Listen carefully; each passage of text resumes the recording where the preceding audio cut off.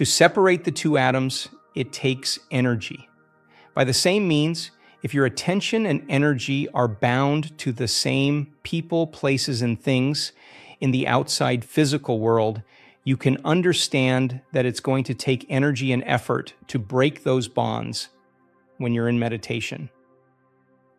This begs the question, how much of your creative energy is tied up in guilt, hatred, resentment, lack, or fear? The truth is that you could be using all that energy to recreate a new destiny. To do that, you're going to have to get beyond all of those things in your outer world by taking your attention off them. That's why we use meditation as the model to change our internal state. This allows us to break from our associations to everybody, everyone, everything, everywhere, and every time long enough to journey within.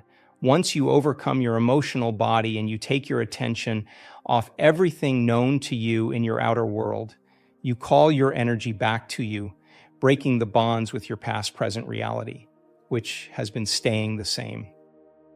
You're going to have to make the transition from being somebody to being nobody, which means you have to take your attention off your body, your pain, and your hunger. You're going to have to go from being someone to being no one, taking your attention off your identity as a partner, a parent, and an employee. You'll have to go from keeping your attention on something to placing your attention on nothing, forgetting all about your cell phone, your emails, and getting a cup of coffee. And from being somewhere to being nowhere, getting beyond any thoughts about the chair you're meditating in or where you'll be going later today. And from being in linear time to being in no time, with no distracting memories or thoughts about the future. I'm not saying that your cell phone or your laptop or your car or your bank account is bad, but when you're overly attached to those things and they've captured your attention to such a degree that you can't get beyond thinking about them because of the strong emotions you associate with them, those possessions own you, and then you can't create something new. The only way to do that is to learn to call all of that fractured energy back so you can overcome the emotions of survival that you have become addicted to and that keep all your energy bound to your past-present reality.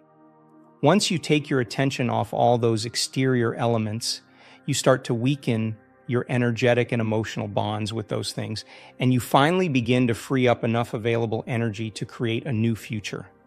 That's going to require you to become aware of where you've been unconsciously placing your attention and, like separating the two atoms, it's also going to take some energy to consciously break those bonds.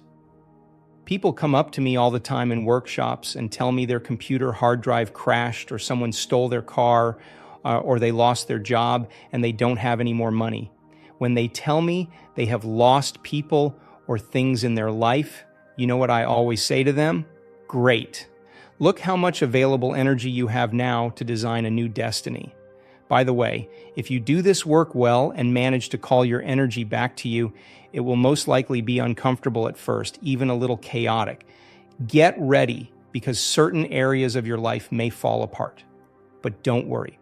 That's supposed to happen because you're breaking the energetic bonds between yourself and your same past reality. Anything that is no longer in a vibrational match between you and your future is going to fall away. Let it. Don't try to put your old life back together because you're going to be way too busy with the new destiny you're calling to yourself. Here's a great example. A friend of mine who was vice president of a university showed up for a board meeting about 3 weeks after he started doing this meditation work. He was the backbone of that university. The students and faculty loved him. He walked into the board meeting and sat down, and they fired him. So he called me and said, "Hey, I don't know if this meditation process is working. The board just fired me. Aren't great things supposed to happen to me when I am doing the work?" "Listen," I told him, "don't you hold on to those emotions of survival, because then you'll be in your past. Instead, keep finding the present moment and creating from that place." Within 2 weeks, he fell in love with a woman he later married. He also soon received an offer for an even better job as vice president of a much larger and better university, which he gratefully accepted. A year later, he called me again to tell me that the college that fired him was now asking him to return as president. So you never know what the universe has in store for you as your old reality falls away and your new one begins to unfold. The only thing I can assure you of is this: the unknown has never let me down. If you're going to disconnect from the outer world, you have to learn how to change your brain waves. So let's talk about brainwave frequencies for a moment. Most of the time that you are awake and conscious, you are in the beta range of brainwave frequencies. Beta is measured in low range, medium range, and high range frequencies. Low range beta is a relaxed state when you don't perceive any threats from the outer world, but you are still aware of your body in space and time.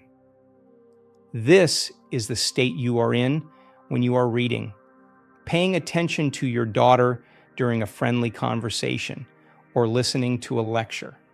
Mid-range beta is a slightly more aroused state, such as when you are in a group of people, introducing yourself to everyone for the first time, and you have to remember everyone's name.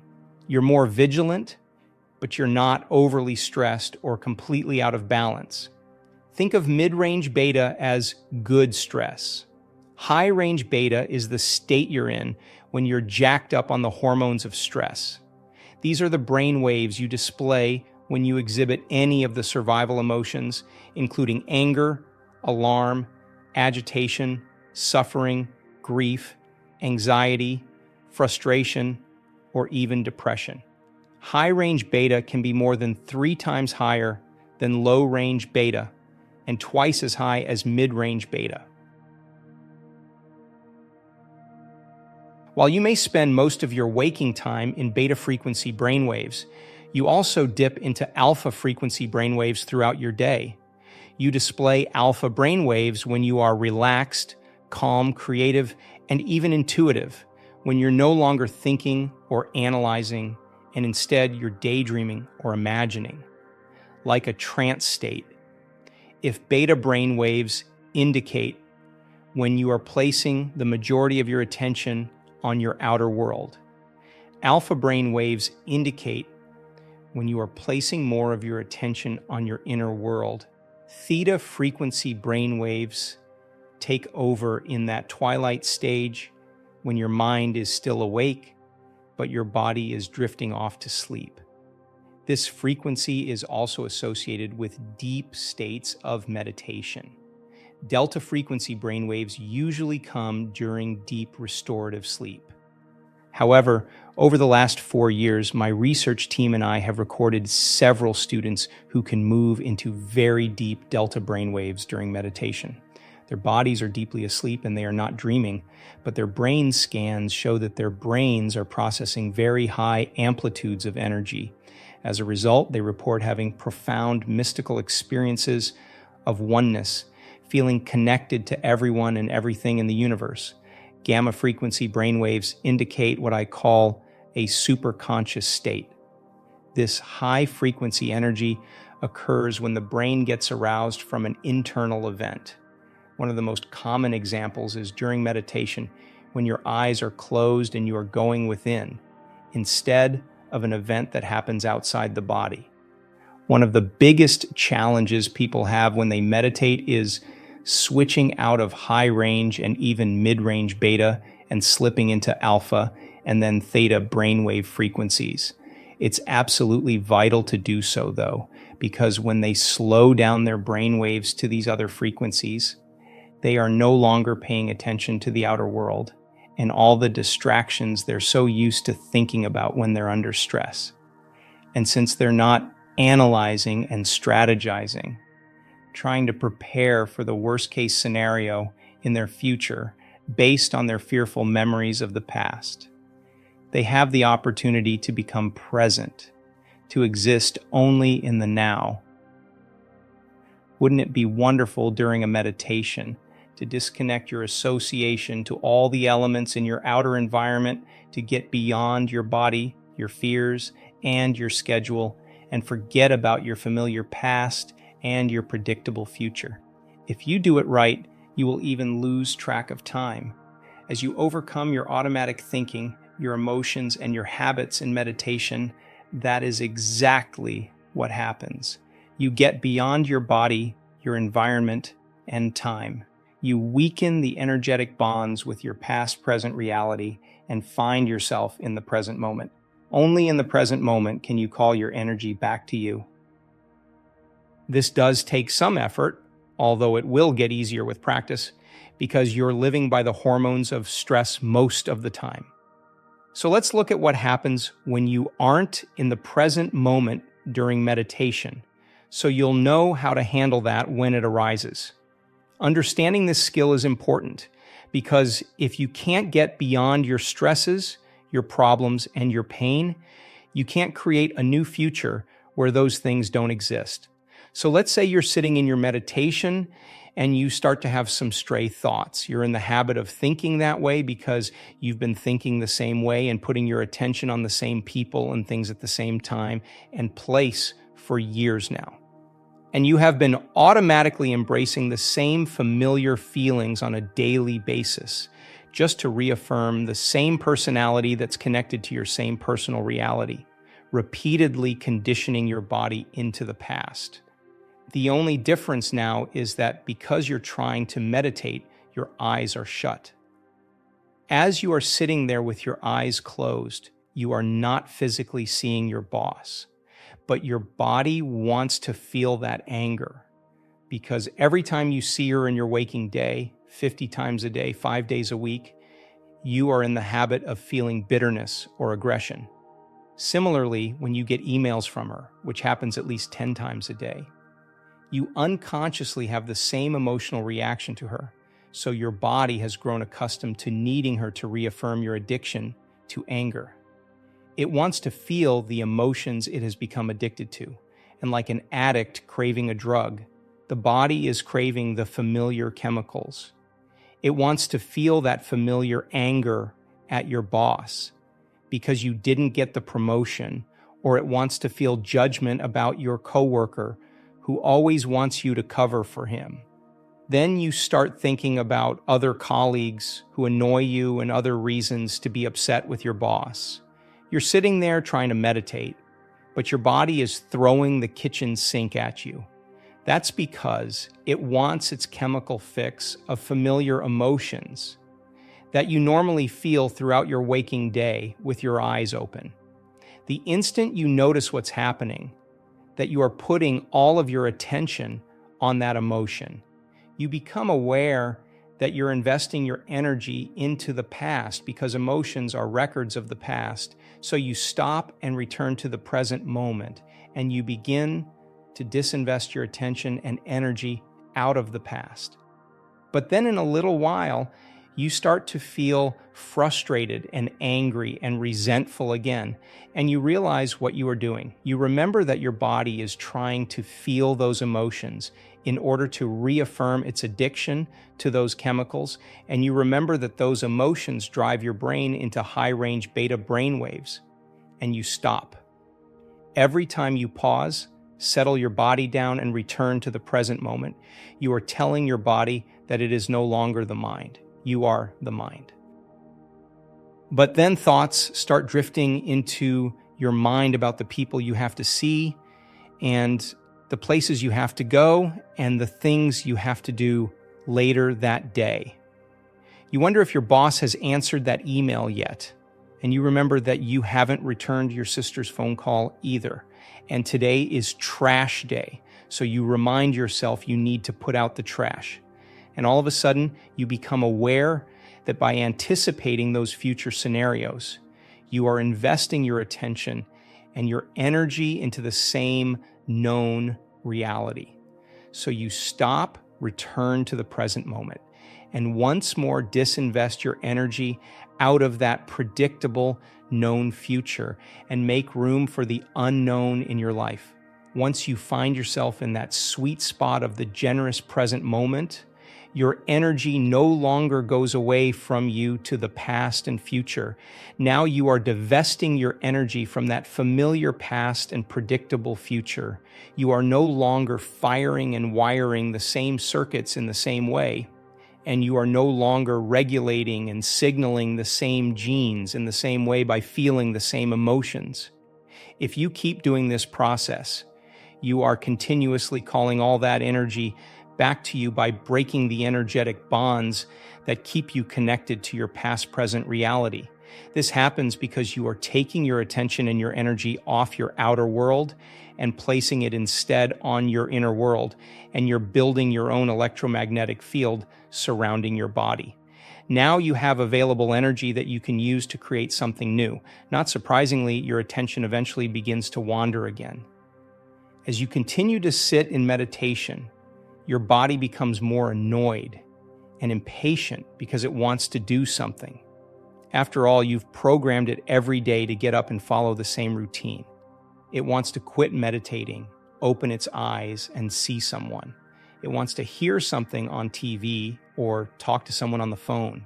It prefers to taste breakfast instead of sitting there doing nothing. It would like to smell coffee brewing like it does every morning. And it would love to feel something like a hot shower before it starts the day. The body wants to experience physical reality with its senses in order to embrace an emotion, but your goal is to create a reality from a world beyond your senses that's defined not by your body as the mind, but by you as the mind.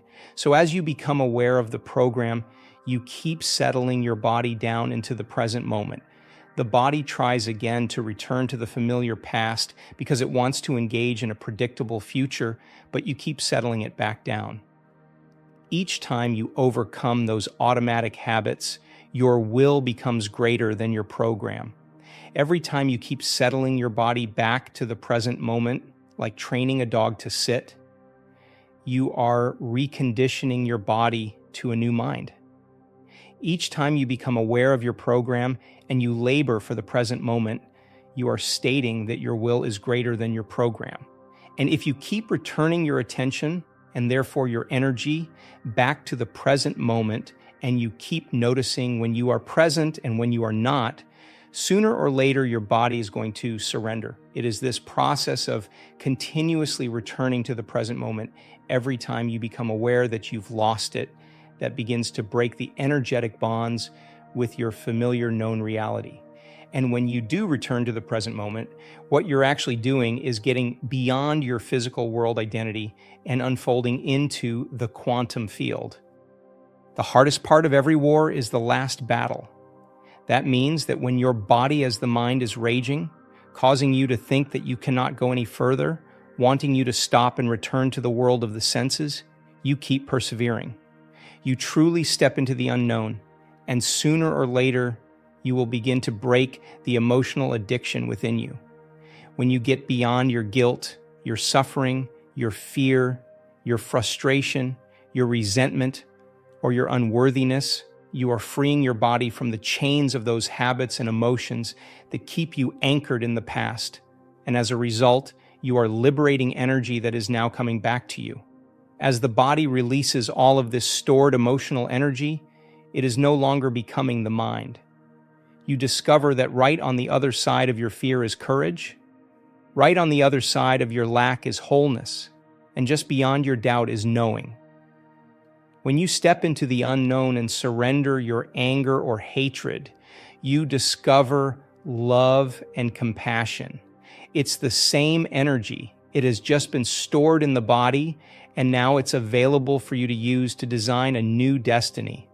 So when you learn to overcome yourself or the memory of yourself and your life, you break the bonds you have with everything, every person, every place, and every time that's keeping you connected to your past, present reality. And when you finally overcome your anger or your frustration and you liberate energy that was trapped in the past, you call that energy back to you. As you liberate all of that creative energy that has been tied up in those survival emotions within you and all around you, you are building your own personal energy field around your body. in our advanced workshops, we've actually measured this effect of calling the energy back. We have experts who use very sensitive equipment called a gas discharge visualization, GDV machine, with a specially designed sensor called a Sputnik antenna developed by Konstantin Korotkov, PhD. It measures the ambient electromagnetic field in the workshop conference spaces to see how the energy changes as the workshop progresses. On the first full day of some of our advanced workshops, we sometimes see the energy in the room drop.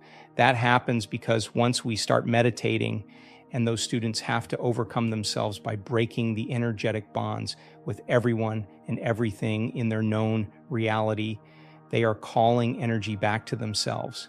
They're drawing energy from the greater field, and the field in the room can diminish as the participants begin to build their individual field of energy around their own bodies. And now they have available energy to use to design a new destiny. Of course, as our entire group gets beyond themselves the first day, they finally build their own light field, and as their energy keeps expanding each day, they begin to contribute to the energy in the room. As a result, we finally witness the energy in the room rise. One way to increase your chances of a successful meditation is to give yourself enough time so you don't get distracted by trying to rush through the experience. When I meditate, for example, I allow for 2 hours. I don't have to take 2 hours every time, but I know myself well enough by now to realize that if I have only 1 hour, I'm going to tell myself there's not enough time. If I have 2 hours, on the other hand, I can relax, knowing I have plenty of time to find the present moment. Some days I find the sweet spot of the present moment pretty quickly, while on other days I have to work for an hour at bringing my brain and body back into the present. I am a very busy person. Some days, when I have just arrived home for 3 days between workshops or events, I wake up in the morning and immediately think of the 3 meetings I have planned that day with different staff members, mentally rehearsing what I have to talk about. Then I think about the emails I have to get done before I go to those meetings. Then I think about the flight I have to catch that afternoon. Then I make a mental note about the phone calls I have to make on the drive to the airport. You get the idea.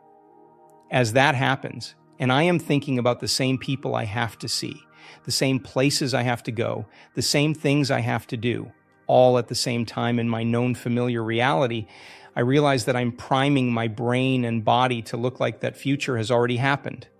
I become conscious that my attention is in the known future, and I stop anticipating the known and turn back to the present moment. As I do that, I'm beginning to unfire and unwire those neural connections. Then I might get a little emotional and become impatient and a little frustrated thinking about something that happened yesterday. And since emotions are a record of the past, and where I place my attention is where I place my energy, I become aware that I'm investing my energy in the past. Then the hormones of stress may get my brain aroused, and my body gets a bit fired up into high-range beta brain waves, and I have to settle it back down into the present moment again. And as I do that, I'm no longer firing and wiring the same circuits in my brain, and I'm disinvesting my energy out of the past. And if I am aware of the same thoughts that are connected to those same familiar feelings, when I stop myself from feeling the same way, I am no longer conditioning my body into the past, and I'm no longer signaling the same genes in the same ways. And if emotions are the end products of experiences in the environment, and if it's the environment that signals the gene, then when I stop feeling those same emotions, I am no longer selecting and instructing the same genes in the same ways. That not only affects the health of my body, but it also no longer primes my body to be in the same future, based on living in the past. So as I inhibit those familiar feelings, I am changing the genetic program of my body.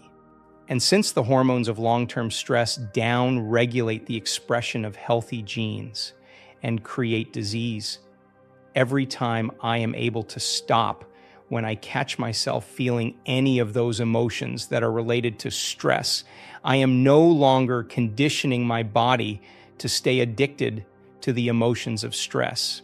If I do it properly, overcoming my familiar thoughts and emotions of my known past and future, then energetically, neurologically, biologically, chemically, hormonally, and genetically, that predictable future, as well as the familiar past I used to affirm it, no longer exists. If I'm no longer firing and no longer wiring those same old neural networks by no longer thinking about those memories of the people or things at certain times and places, and I keep returning to the present moment, I am calling energy back to me. Now I'm in the sweet spot of the generous present moment, and I have available energy to create. I've built my own energy field surrounding my body. Every time I've labored, sometimes for hours, to get beyond myself and find that place called the eternal now, and I truly break through, I've always thought the same thing. That was so worth it.